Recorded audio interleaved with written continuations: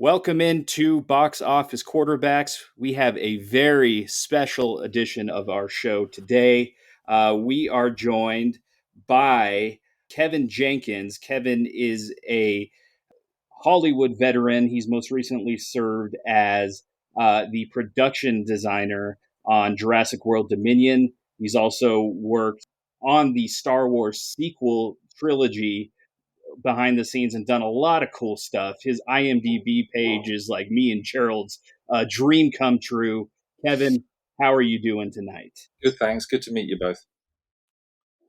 Really glad, like you said, really glad to have you. I want to just kind of start off with the basics. How did you get to what you're doing, and explain just I guess in layman's term what you do. How did I get here? I have always loved movies ever since I was a kid. I'm old enough to have seen Jaws, 2001, Close Encounters at the cinema. Like a lot of people of my generation, I saw Star Wars in 1977, walked out of there, and then went back 20 times to see it at the cinema. And thought, unlike a lot of people, I didn't want to go, I want to work in the movie business. I got very inspired by the behind the scenes of it all. I was really influenced by Ralph McQuarrie's work. I was really influenced by especially Mike Pangrazio and Harrison Shaw and all the map painters' work and all that kind of stuff. And I just thought, wow, what a cool job. You get to paint spaceships for a living. So we say, went down a path of being an illustrator and artist. That's what I've done ever since the day I was born, which is draw. But how do you get in the film business? I didn't know. So I basically started off for about 15 years as an illustrator. I did lots of book jackets. I worked in the games business, in the Amiga business when the games business was not the size it is now. And I worked in advertising. And then eventually I started around 1991, started using Photoshop and 3D and all these things. And then that led to me making a jump when a friend of mine put me onto some small, at the time they were small, now they're huge, but I got a job at Frame Store working on Walking with Dinosaurs, the TV series. And that kind of started off my film career. I jumped then into being one of at the time a very small number of what used to be digital map painters in the business. Whereas that was before we could search the internet for a high res photo. We had to paint it in Photoshop back then, and so I ended up doing digital environments and 3D work and all that kind of stuff. And I sort of worked my way up at that company, and I got a bit bored of doing shots because the hours are grueling. I think Superman Returns nearly killed me off, and I ended up then becoming sort of hybrid. And I worked on a film called Prince of Persia for an amazing production designer called Wolf Kroger, who went all the way back to working on films like First Blood. That was a very, very super experienced designer. And I designed a sequence called the Sandroom sequence in that film, working at the facility I did. And I did that on set. And then that kind of started this career of working 50-50, half on set, half in visual effects. And I sort of stopped doing so many shots around then. And then I got heavily into art direction and working in design and conceptual design. And again, now there's millions of concept artists, but back in the day, there was only a small number of us. And I got introduced to someone who's become a lifelong friend. Coming over to the UK, I ended up in a meeting, and I'd approached him beforehand. I got his email address, and I just wrote to him and did a painting and said, I want to work with you. And I was in a meeting for Warhorse. Steven Spielberg's film was coming over to the UK, and the production designer was Rick Carter, who I knew had done Jurassic and just about every other amazing film through the 90s and the 80s and the noughties and stuff. And I got to the end of the meeting, and Rick said to me, do you want to come down for a meeting? And I went to see Rick, and Rick gave me a wonderful opportunity to work with him, which is how I met Kathy Kennedy, and some of the others in that group, Frank Marshall for the first time and everything. And Rick said to me, I've got no room in my art department, so maybe you should share an office with me. And that's what I did for 6 months. And so Rick and I have been lifelong friends ever since. And then I kind of started my path on the way towards art direction and production design. As you know, I was the only on-set art director or Lucasfilm ILM employee through the whole of the sequel trilogy, because they were obviously in London. And so I was on set for the entirety of Force Awakens, Last Jedi, and Rise of Skywalker, with small stints back at ILM. And that process, obviously, I met JJ, worked with Ryan, met Ryan, became good friends with both of them. JJ asked me to design 9. I also met Colin. That led on to Jurassic, and then someone asked me to design a film, and I just was there, and off you go. I have multi sort of facets to it. I do production design. I can do visual effects shots. I can do concept art. I can even do Unreal Engine stuff and all that kind of thing. And so I kind of use all those things in the way I design films. Wow. So at the beginning there, you mentioned your love for Star Wars, like when you first saw it and how it really got you wanting to be in this industry. I mean, what was it like that first day on set in the sequel trilogy? Like, it's almost come full circle, right? Like the thing that got you into it, and now you're working on expanding that universe. It's a few years ago now. I mean, you have to remember then. This was 2012-13 when we were kind of kicking things off again, and there was a huge weight of responsibility there. And it's very easy now for everyone in hindsight to kind of,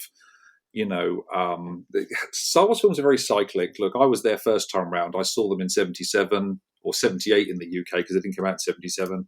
I still had my ticket for Star Wars, The Empire Strikes Back and Return of the Jedi. I was there on those days. The sequel trilogy has gone through and is going to go through that process as well, where now all of the people that were of a certain age that really loved the prequels are getting their version of that world, which is wonderful. And I think there's going to be a bunch of 10-year-olds from 5 years ago that are going to get their version in about 10 years, that their version is going to be Rey and Finn and all these kind of people. Because what I have realized is that it's a bit like Harry Potter or any of these things. When you're of the age when they come out and you see these things, they leave an indelible mark on your personality and your childhood and your fandom for things. And that's just the way I think Star Wars especially is. And so, to answer your question, when we were doing The Force Awakens, we were trying to balance a very fine line of what Star Wars needed to be. So you go from Star Wars to another legacy franchise in Jurassic World, Jurassic Park, which was kind of my Star Wars growing up. It was the first movie I saw in theaters, and I love this movie to this day. You worked on the movie where the entire original cast is back. So how cool is it to, design something, bringing back all these legacy characters from the original movie? And what were kind of your inspirations? Did you pull from any other places in the series when you were designing this movie? Well, not that many, apart from trying to weave in the story history, because the opportunity that Colin gave me on this project was that the canvas was pretty blank. We were in a new world. We were not on the islands. The volcano had destroyed them. All of that history was left behind. And so I know it sounds weird. I was able to go where I needed to go without being beholden to the past, as long as I thought and Colin thought and the studio thought it made sense to kind of go there visually. So that was really the opportunity that interested me, because in a funny way, it's like, I've got to stop doing the ends of trilogies, but I need to. But fundamentally, it was like it was that opportunity that really interested me in the project with Colin, which was like, I even remember jokingly saying to Colin, I can't remember, just like going, "Oh God, we're not running away from dinosaurs again, are we?" Because no, we're going to go somewhere different, and that was the thing that really sort of sparked all the inspiration, which was how to realize two things. One of them is various aspects of the world. And how dinosaurs would be in that world, and how our main characters have now got either used to or not used to living with sort of dinosaurs, weaving around the story, because as you know, there's multiple threads in the story of this. And then the other thing that was the opportunity was like, what does this competitor to InGen that we've heard about for so long even look like? Who are they? What do they do? And so Biosyn again was a blank canvas, apart from just being inspired by we went back to the Michael Crichton of it all, which is, right. I read lots of Michael Crichton as a kid, even before, I remember reading Jurassic Park before Jurassic Park came out, and they're kind of techno thrillers at their heart. And that was one of the main reasons that we kind of went down some of the roads that we did, just to kind of not, just as kind of, or at least I did visually, not to kind of try to repeat things, because it wasn't a theme park. Biosyn is not a theme park. It's not supposed to be a, it's not. People aren't even supposed to go there, if that makes sense. This is a refuge where people are gathering the other dinosaurs from around the world that are just too bad to handle, and they're putting them there because you need to put them somewhere. And so that was really the basis of the thought process. So I really liked what you mentioned, how Star Wars was kind of your generation's like movie that imprints on your personality and what your fandom and everything. And, Jurassic World was kind of the next one, a Jurassic Park series, excuse me, and then also Harry Potter. And you've worked on all three of them. So, I mean, working on these legacy movie franchises, I guess, which one has been your favorite to work on, and which one have you, I guess, been the most fun to design stuff with? They're all amazing. I know it's going to sound really cliche. I think back at all the things I've done, and when you're doing things, you don't know you're doing them because you don't know how the project's going to come out. So when I was, doing some initial work with Alex Garland, designing the Judge Dredd, suit and stuff, that, even though I didn't work on the movie, I was there, I did the pitch stuff for him, and that was a great experience. And when I was doing Age of Tomorrow, and doing the exosuit and doing the mimics, and you kind of go, well, because that was 18 months of my life, and that was a great experience. And even some of the, and again, even working in the trenches doing VFX, like, when things went horribly all over the place doing Superman Returns, or even I had a lot of fun doing AVP because Paul Anderson was so lovely to work for. Again, it's like different experiences in the film business aren't necessarily because of the final thing. And so, look, I never even thought they'd ever make another Star Wars film when I was in the film business, let alone end up being the designer of it. So in a strange way, Star Wars was very special because obviously that was the thing that kind of everyone understood. It's like, I moved companies, I left jobs, I sacrificed a lot to kind of go, I'm just going to try and do that, to work on Star Wars back on The Force Awakens. But then when I did the first one, and when you see what you've designed and they make a Lego ship of it and you see it on the screen, you think, gee, how the hell did I get here doing that? And then when it came round to the second one and you go, oh my God, I've just come up with a walker. And it's like, what the hell's going on? And so, there are kind of highs and lows, but most of the highs are the experiences of actually being there through the process. Because, I was saying this to someone else and they're kind of going, that's what's so hard to describe, is when people go, oh, I've been to Galaxy Edge and there's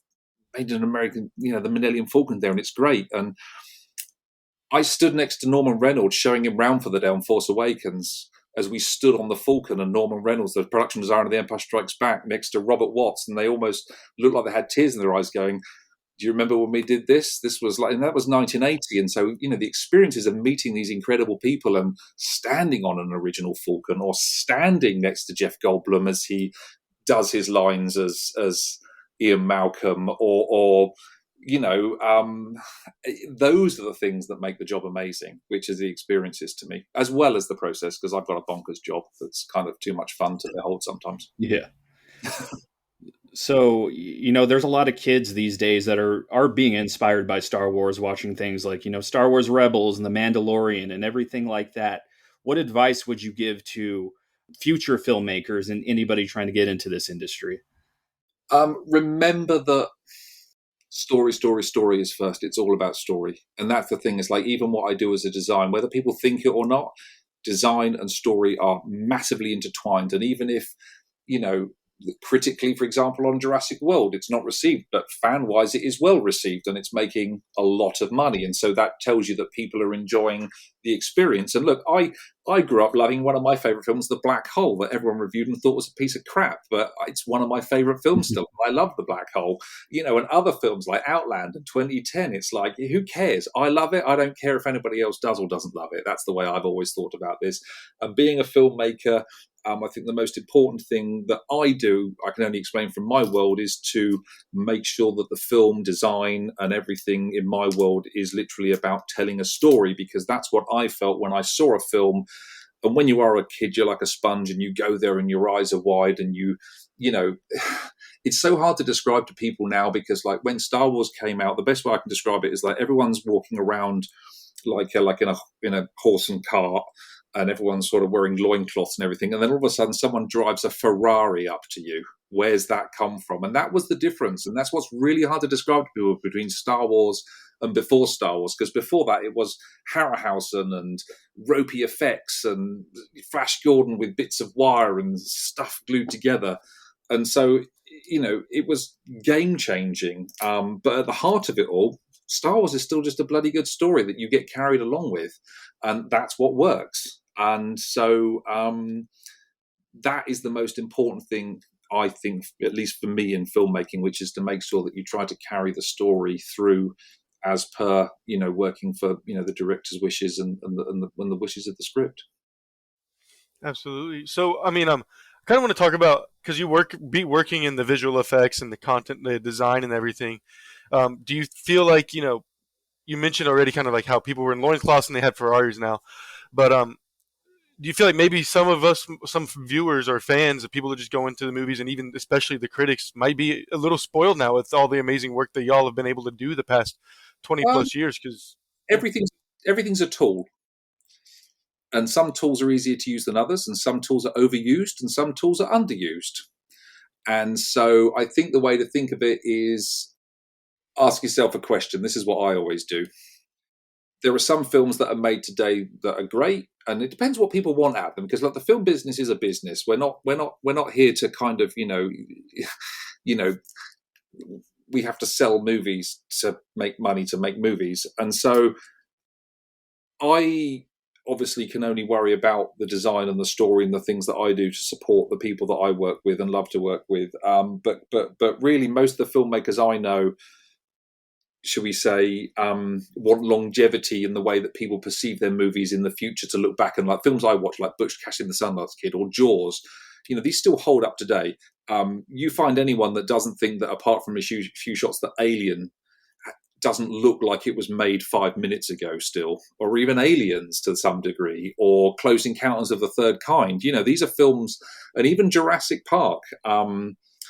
There is a quality and a look there that is almost timeless, and I think we have to be very careful that and it's balancing that business aspect of moving so fast and all the tools you can have with